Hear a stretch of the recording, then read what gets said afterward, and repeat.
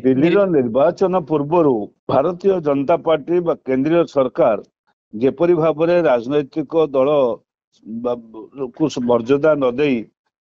व्यक्ति विशेष एवं राजनैतिक नेता मानक उपरे अत्यधिक आक्रमण चलैला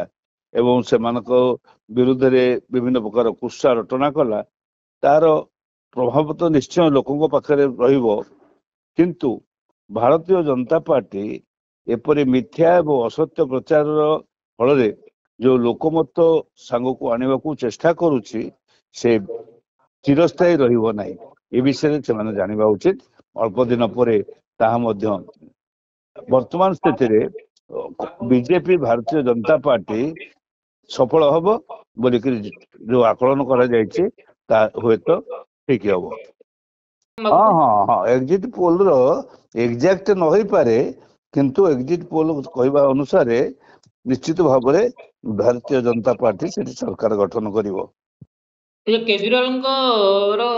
वर्तमान पछुआ अछंदी या ऊपर कोन कहबे आपण? हेलो मुगली केजरीवाल एबे पछरे चलुछंदी आपण कोन कहबे केजरीवाल ए बड़ी दशा को नहीं गाड़ी तो मुगली सर केजरीवाल एबे पछरे अछंदी केजरीवाल केजरीवाल हाँ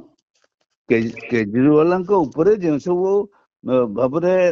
करागला घर उपरे लक्ष लक्ष कोटी टंका खर्च होईछि विरुद्ध जहाँ सब अभियोग करागला से निश्चित भोटर माने प्रभावित होइछन्ति सेइथिपई केजरीवाल विपर्जय होबार संभावना रही। आज्ञा थैंक यू बहुत बहुत धन्यवाद।